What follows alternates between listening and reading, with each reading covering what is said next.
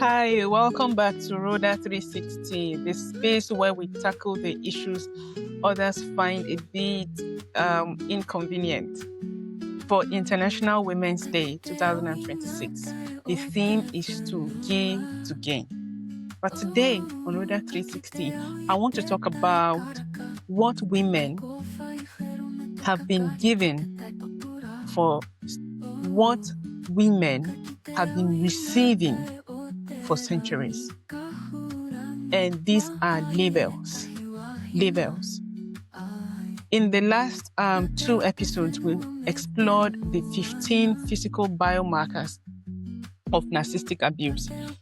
And now we know the science, but sometimes science does not travel as fast as the good old-fashioned stigma. Nothing travels as fast as stigma, as fast as bad news, as fast as a person's bad name given to them by someone who just wants to make their life miserable.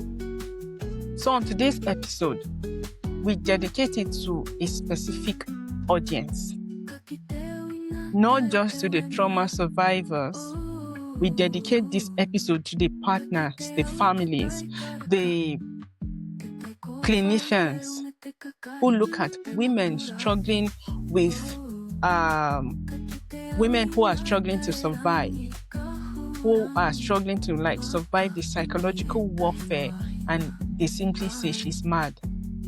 No, these women are not mad, sir. These women are not mad, ma'am. So let's dismantle that irony. We'll start from the clinical diagnosis of madness, or hysteria, like they call it in good English. For generations, hysteria or madness was the medical trash for any female symptom that a clinician could not explain or did not want to investigate. So a woman comes and sits down and says, I'm feeling my brain is clouded. I'm not productive. I cannot think straight. I have so many things on my head. And because the clinician or the doctor does not really want to get into dive into deep investigation of the woman's life or her trauma or her past, it's just hysteria. It's just probably prescribed from some antidepressants for her for a few days, and that's it. It's comforting to be able to do that as a clinician. It's comforting to be able to, just throw people away.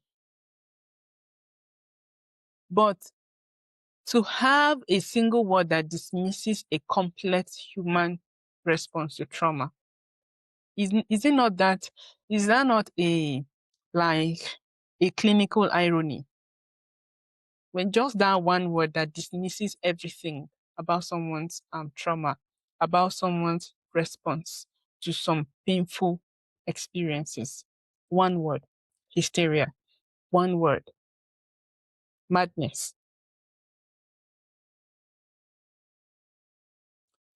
But then again, here is the irony. For partners of such women, your wife is not mad, sir. Your wife is not mad.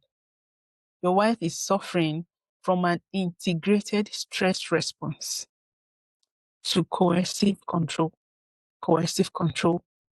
caused by her childhood environment where she grew up, coercive control she had witnessed growing up or in her workplace,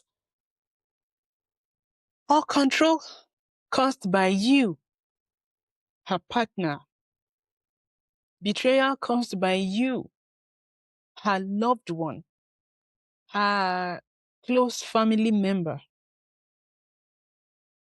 Her body is testifying to what her mouth cannot say. That's just it.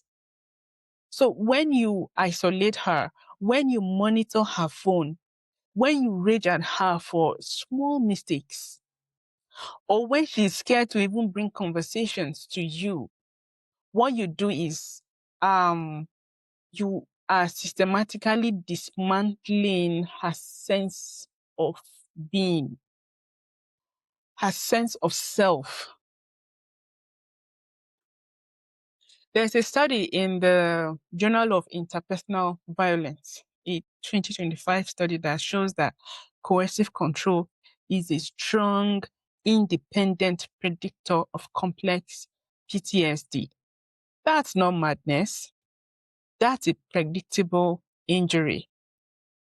That injury is also avoidable. That injury is also treatable if you support her, if you support her the right way. What about gaslighting? The sanity thief. Oh, your wires are crossed, darling. You are just imagining things. Oh, the color is red, darling, not blue. Oh, you didn't hear me right. Yeah, that favorite phrase. No, you didn't hear me right. Or the common lies. You didn't tell me that, did you? Oh, you didn't tell me that way.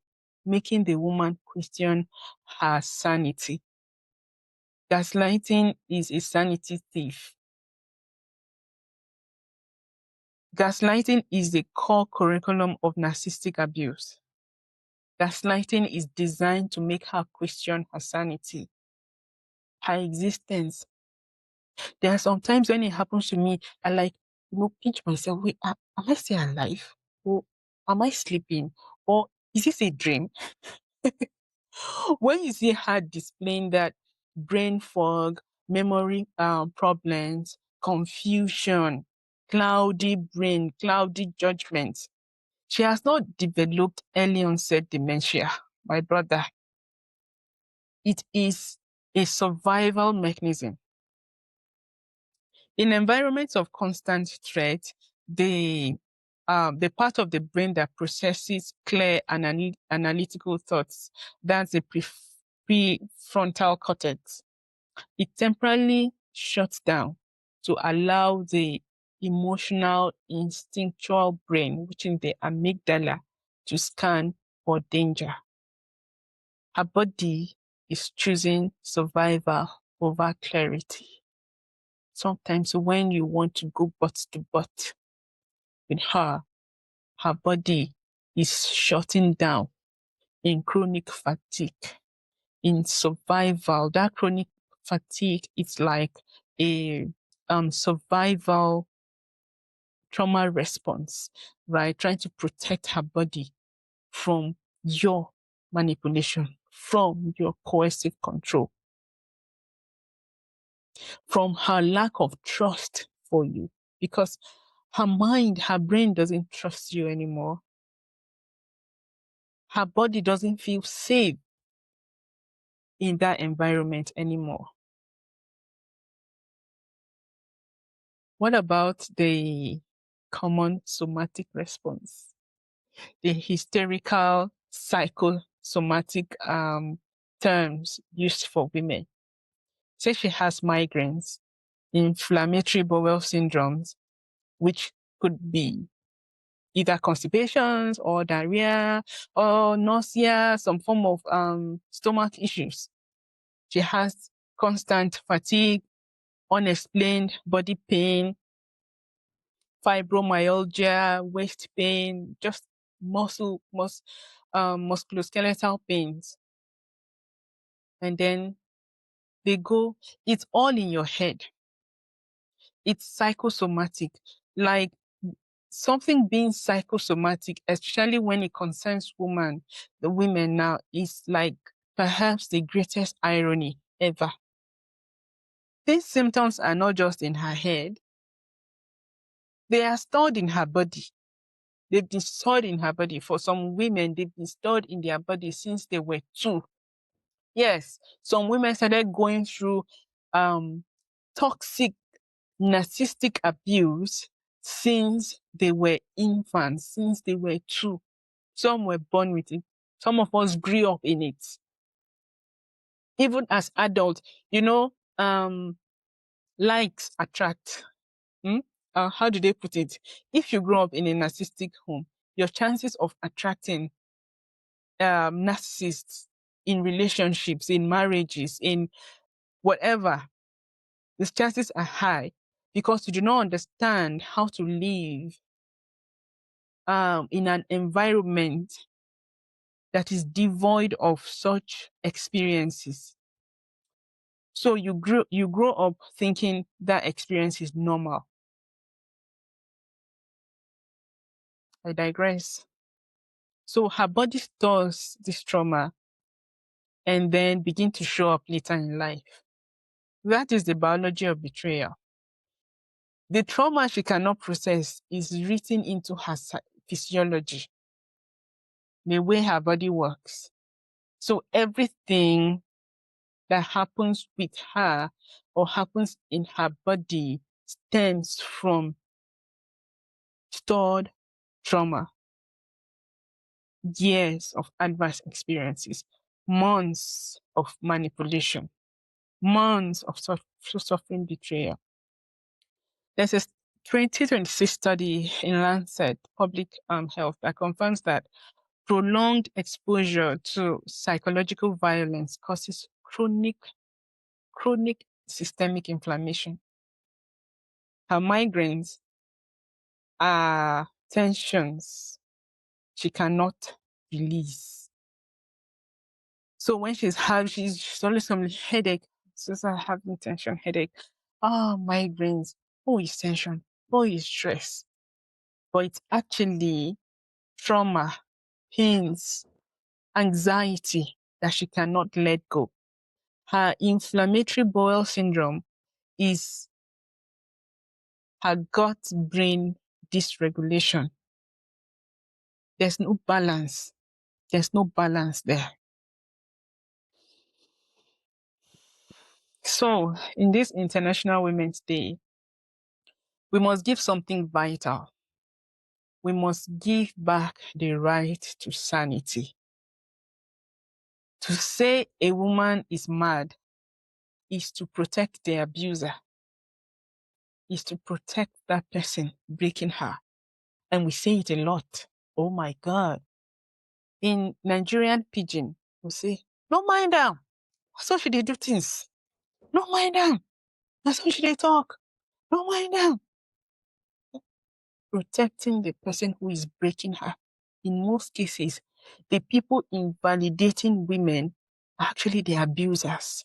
They are actually the flying monkeys around the abusers. They are actually people, who are making excuses for the abuse. They're actually people who believe the woman is required to go through that process before she becomes an important part of the family. I don't think that's family. That's a toxic cult. And people should avoid such systems. In 2026 and beyond, we demand medical justice. We demand that clinicians and communities, families to start reading the body as an accurate witness of the environment. Your wives are not mad. They are injured. They are exhausted from past experiences, from even the problems you're causing them, your betrayal. Yeah. They are just surviving and they are speaking through their symptoms. Their bodies are narrating. Yeah, if I can put it that way. Their bodies are narrating their symptoms. I'm going to stop this video here. But we should remember that we gain everything when we finally decide to listen. Remember that validation is a human right and not a favor. You're not doing that woman a favor by actually listening. and validating her experience. Yeah, you're not doing that woman a favor by actually sitting with her, sitting it through with her, actually believing her. You're doing the community a favor. Thanks for tuning in to Rhoda 360. See you in the next episode where we'll talk about how to actually listen. See ya.